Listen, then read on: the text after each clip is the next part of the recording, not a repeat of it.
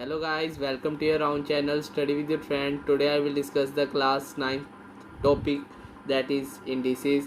This chapter is also used in logarithms also, so please watch this video carefully. So let's start our topic. We will discuss the basics of this chapter. तो आइए देखते हैं.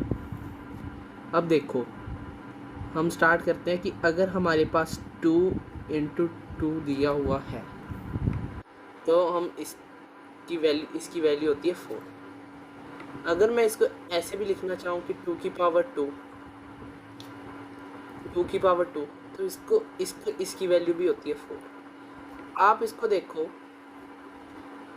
2 into 2 है, मैंने 2 को 2 times ऊपर उसकी power कर दिया तो उसकी वैल्यू भी 4 हो गई. तो जो ये टर्म होती है इसको हम कहते हैं बेस, और जो ये टर्म होती है उसको हम कहते हैं एक्सपोनेंट और इंडेक्स. जो नीचे वाली टर्म होती है उसको हम कहेंगे बेस, और जो ऊपर होती है वो हम उसको कहते हैं एक्सपोनेंट और इंडेक्स और पावर. 3 नाम है इसके. 2 इंटू 2 को मैं 4 लिख सकता हूँ, 2 की पावर 2 भी 4 लिख सकता हूँ. मैं इसको इस तरीके से भी रिप्रेजेंट कर सकता हूँ. अगर मैं लिखूँ 2 इंटू 2 इंटू 2 इंटू 2 इंटू 2, इसकी वैल्यू होती है हमारे पास 32. तो मैं इसको, ये कितनी बार 2 है, 5 टाइम्स 2 है, तो मैं इसको ऐसे भी लिख सकता हूँ 2 की पावर 5. तो भी हम ऐसे, हमको पता लग जाएगा कि 2 5 टाइम्स है. जो हमारा 2 है वो 5 टाइम्स है और उसकी वैल्यू 32 है. तो ये है हमारा बेस और ये हमारा पावर और इंडेक्स. तो कभी इंडेक्स आ जाए तो कभी घबराना नहीं, क्योंकि वो पावर ही होती है. तो आइए अब हम इसके रिलेटेड कुछ लॉज करते हैं, laws of indices.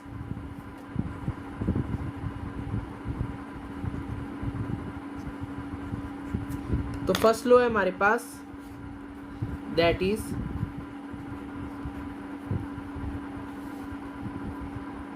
Product law. आपको ये थोड़ा सा चैप्टर कुछ लॉगरिथम से रिलेट होता दिखेगा, तो आपके लिए इजी होगा थोड़ा सा.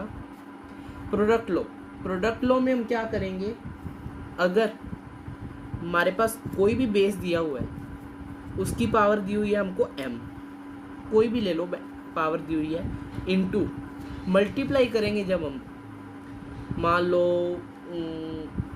ए ही ले लिया, ए ही लेना है, उसकी वैल्यू है, उसकी पावर है हमारे पास n. तो जब हम इसको सॉल्व करेंगे ना, तो ये हमारे पास a की पावर m प्लस n हो जाएगा. जब भी मल्टीप्लाई में पावर दी हो और बेस सेम हो, ध्यान रखना बेस सेम होना चाहिए, base should be same, base same होना चाहिए. और जब भी कोई 2 पावर दी हो और मल्टीप्लाई में दी हो ना, तो वो ऐड हो जाती है पावर. तो एक एग्जांपल करते हैं इसके रिलेटेड. अगर हमको दिया हुआ है a की पावर 7 इंटू a की पावर 4, ये आपकी सारी बुक्स में दी हुई है एग्जांपल्स, ये वाली. तो मैं इसको कैसे लिख सकता हूँ, देखो अभी यहाँ पे बेस सेम है, तो मैं इसको पावर को ऐड कर दूंगा क्योंकि मल्टीप्लाई में है. 7 plus 4 is equal to a की पावर 11. ये हमारा आंसर. इस एक और एग्जांपल करते हैं. हमारे को दिया हुआ है a की पावर 3 इंटू a की पावर -6, a की पावर -6. तो इसको मैं कैसे सॉल्व करूंगा, अभी मल्टीप्लाई में है, बेस सेम है, तो पावर तो होंगी हमारी ऐड. तो मैं अभी ऐड करूंगा, तो 3 प्लस, और ये हमको क्या दिया हुआ है -6, प्लस माइनस माइनस, तो 3 - 6 a की पावर -6. ये था हमारा प्रोडक्ट लो. इतना इजी है ये प्रोडक्ट लो. तो गाइस अब हम देखते हैं इसी का ही सेकंड लो. सेकंड लो देखते हैं, that is known as quotient low.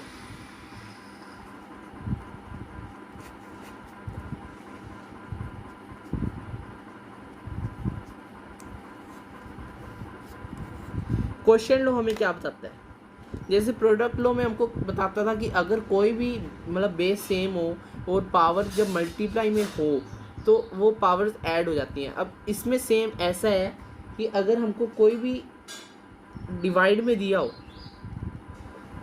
Base same हो और हमको पूरी टर्म डिवाइड में दी हो, तो हमेशा पावर्स माइनस में हो जाती है, सब्ट्रैक्ट होती है इसमें पावर क्वेश्चन लॉ में। प्रोडक्ट लॉ में क्या होता था कि पावर ऐड होती है, क्वेश्चन लॉ में क्या होता है, पावर माइनस होती है। इसी के रिलेटेड एक क्वेश्चन करते हैं। हमको दिया a की पावर 7 अपॉन a की पावर 4। तो हमको पता है कि हमने क्वेश्चन लॉ अप्लाई करने क्योंकि डिवाइड में दिया हुआ है, तो a की पावर 7 माइनस 4, क्योंकि पावर सब्ट्रैक्ट होती है जब डिवाइड में दिया हो पूरी टर्म, तो 7 माइनस 4 a की पावर 3, ये आपका आंसर है। इसके बाद हम करेंगे power law, third law, that is power law.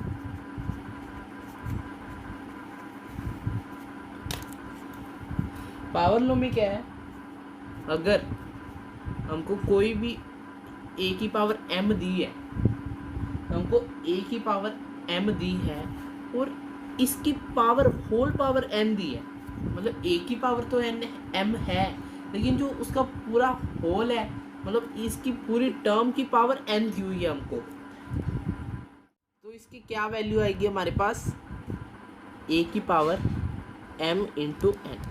कभी भी किसी की पावर दी हो और उसकी होल पावर एक और दी हो तो वो हमेशा पावर्स मल्टीप्लाई हो जाती हैं, तो इसकी वैल्यू आएगी a की पावर mn।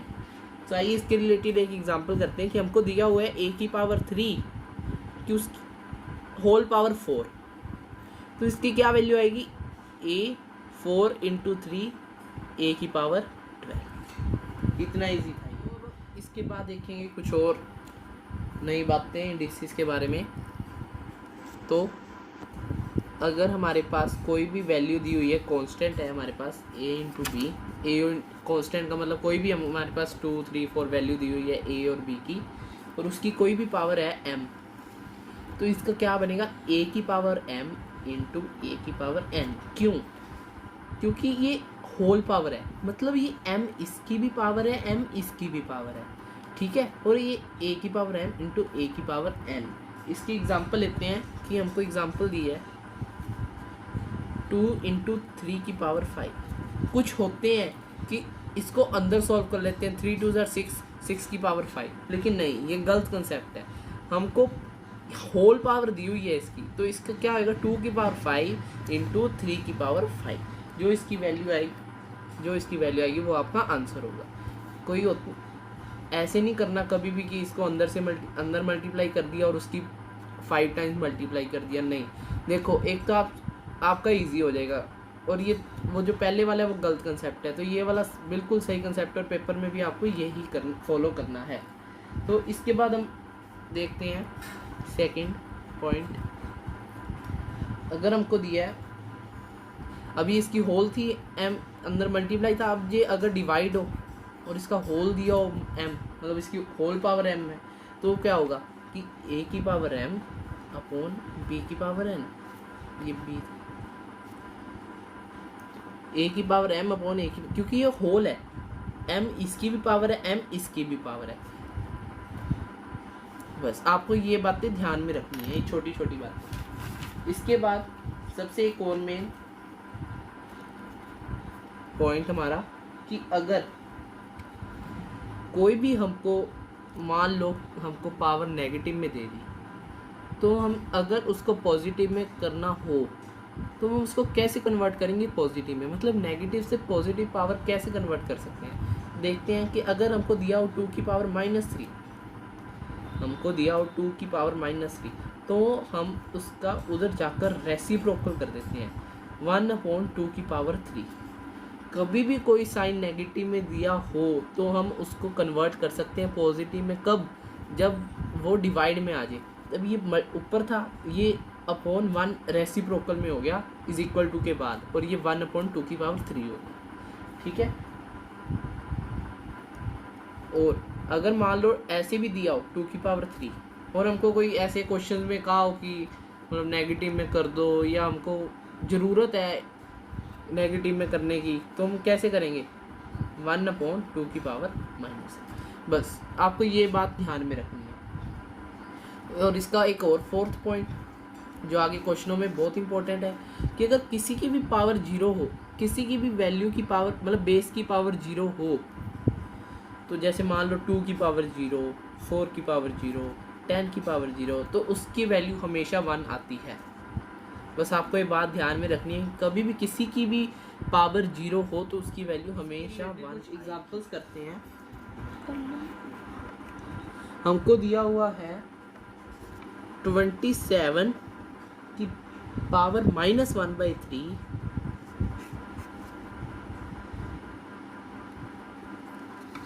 बस इतना ही दिया हुआ है। तो 27 को मैं कैसे लिख सकता हूँ? आप इसका एलसीएम लो 27 का, वैसे सीधा भी लिख सकते हो आप जिनको पता होगा। 27 3 9 27, 3 3 9, 3 1 3। तो 3 कितने टाइम्स आ रहे हैं? 3 टाइम्स आ रहे हैं ना, तो मैं इसको ऐसे भी लिख सकता हूँ 3 × 3 × 3 की पावर -1/3। अब 3 कितने टाइम्स आ रहे हैं? 3 टाइम्स, तो मैं ऐसे भी लिख सकता हूँ 3 की पावर 3, 3 की पावर 3, और ये हमारा -1/3 दिया हुआ है। अब आप याद करो product power law. By using power law में क्या कहता था? पावर लो हमें कहता था कि अगर कोई भी है तो ऊपर -1/3 भी है। तो बाय यूजिंग पावर लो क्या कहता था हमको पावर लो कि कोई भी ऐसे दिया हो पावर के ऊपर पावर, तो हम उसको मल्टीप्लाई कर देते हैं। तो मल्टीप्लाई करते हैं 3 × -1/3, 3 से 3 कैंसिल, 3 की पावर -1, तो इसकी वैल्यू क्या आ गई हमारे पास 1/3। मैंने आपको क्या बताया था कि अगर ये -1 है तो मैं इसको जब पॉजिटिव में लाऊं तो क्या आएगा? 3 की पावर 1, ये देखो, तो 3 की पावर 1 क्या आता है? 1/3। ये आपका आंसर। अब हम करते हैं कुछ टिपिकल एग्जाम्पल जो आपके बुक में दी हुई है। हमको दिया हुआ है, लेकिन आपको बिल्कुल भी एग्जाम्पल टिपिकल नहीं लगेगी क्योंकि आपने सारे रूल्स फॉलो किए हुए हैं, मतलब देख ही चुके हो आप सारे लॉस। तो हमको दिया 5, इसकी कोर ब्रैकेट है जिसमें दिया 8 की पावर 1/3 प्लस 27 की पावर 1/3 ब्रैकेट, इसकी पावर दी हमको 3, और इस पूरे की पावर दी है हमको 4। तो आपको इतना तो पता ही है, अगर नहीं पता तो सुन लो कि सबसे पहले हम इनर ब्रैकेट सॉल्व करते हैं। तो अब हम इनर ब्रैकेट सॉल्व करेंगे, सबसे पहले इसको सॉल्व करेंगे। तो पहले आप जो लिखा वो लिखा रहने दो। तो ये क्या बनेगा हमारे पास 5। अब हमने इनर वाली ब्रैकेट सॉल्व करनी है। अब 8 है। अब आप सोचो मैं इसको किस में ऐसा कन्वर्ट करूं कि पावर से पावर कट जाए। 2 की पावर 3, 8 को मैं कैसे लिख सकता हूँ? 2 × 2 × 2। देखो मैं इधर रफ वर्क करूँगा, तो 8 को कैसे लिखूँगा? 2 × 2 × 2। तो ये 2 कितनी टाइम्स है? 3 टाइम्स, तो 2 की पावर 3। ठीक है, ये 2 की पावर 3 है, और ये ऊपर हम इधर क्या दिया हुआ है? 1/3 प्लस 27।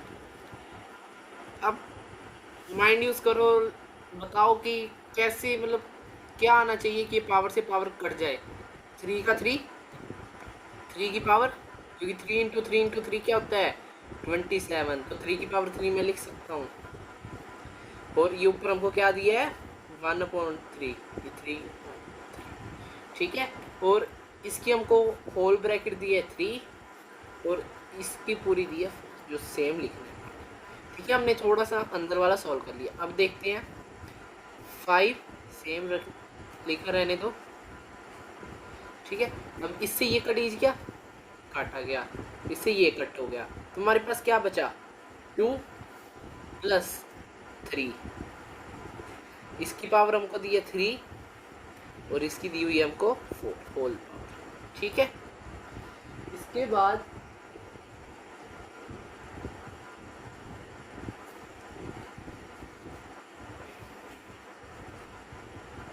ठीक है, इसको मैंने ऐसे लिख दिया 3 + 2 5, 5 की पावर 3, और ये मल्टीप्लाई में है, कुछ कोई साइन नहीं दिया होता, मतलब ये मल्टीप्लाई में होता है, डॉट का मतलब भी मल्टीप्लाई है, और इसकी हमको होल पावर दी है 4।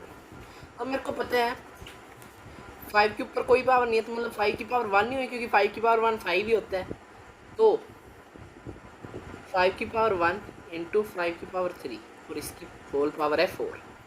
ओके, अब ये देखो मल्टीप्लाई में है, बेस सेम है, तब क्या होगा, इसमें कौन सा रूल लगेगा, कौन सा लॉ लगेगा, प्रोडक्ट लॉ।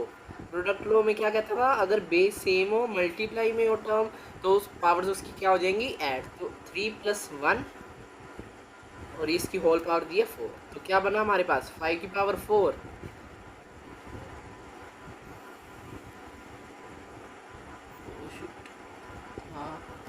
और ये हमारे ऊपर हमारे को क्या दी हुई है 4, 1/4 दिया हमको,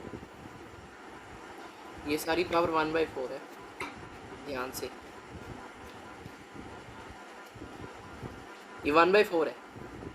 ओके, तो हमको 5 की पावर 4 और इसकी होल ब्रैकेट के बाद इसकी पूरी पावर दी है हमको 1/4।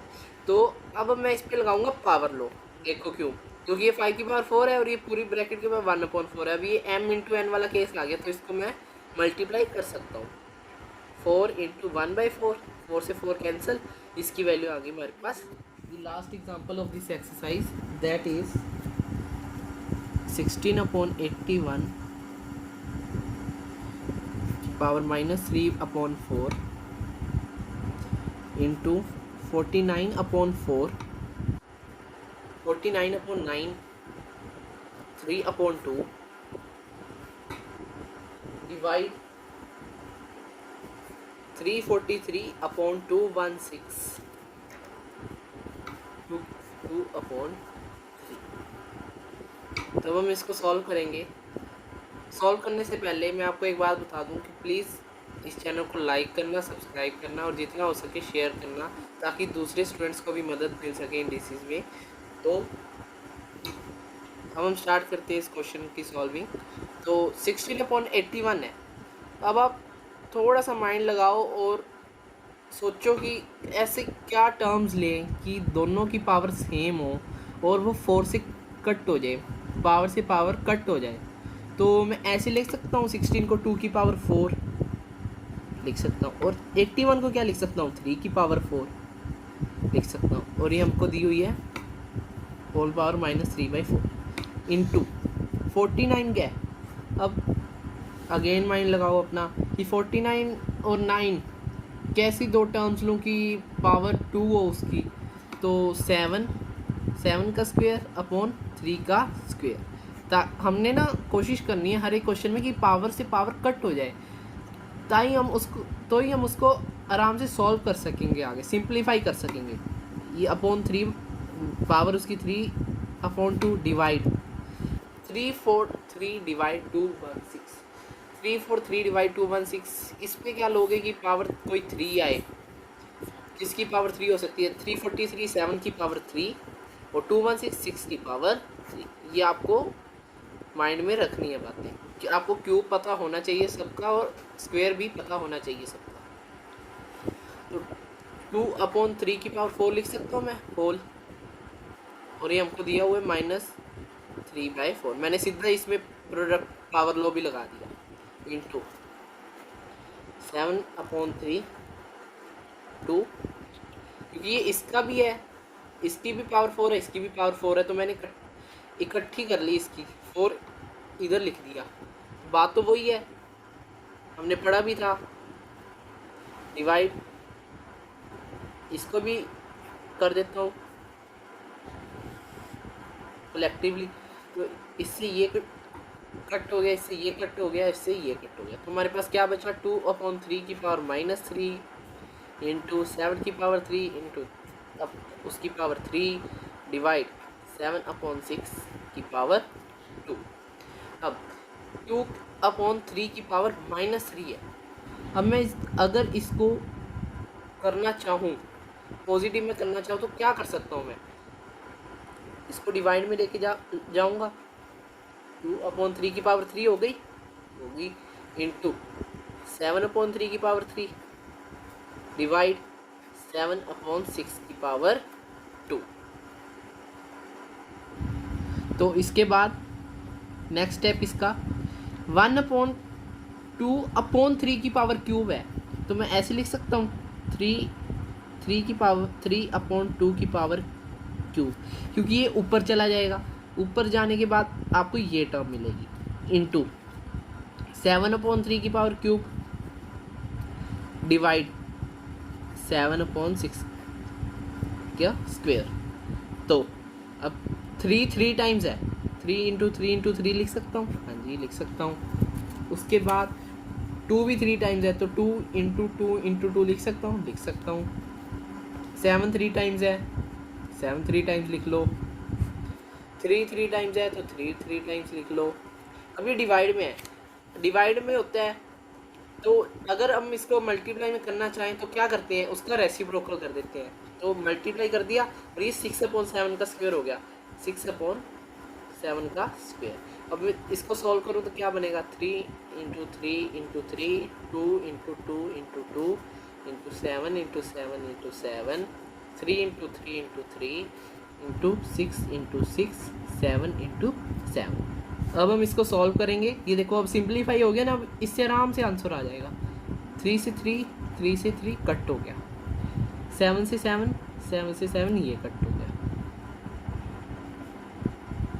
3 से 2 ये कट हो गया, 2 से ये 2 कट हो गया।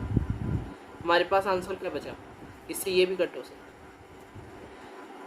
और क्या कट हो सकता है इसमें, और क्या कट हो सकता है इसमें, और कुछ नहीं कट हो सकता।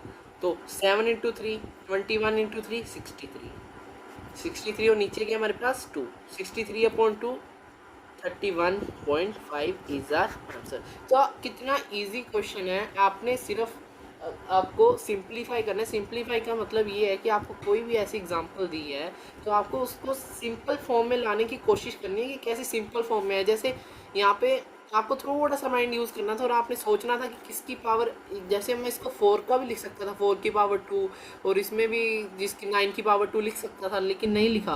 क्यों? क्योंकि यहाँ पे 4 है, यहाँ पे 4 है और मैं चाहता हूँ कि 4 से पावर कट हो जाए 4, इसलिए मैंने ऐसे कर दिया। We had finished the basics of indices and in next video we will discuss some of the important questions of indices. Till then okay bye.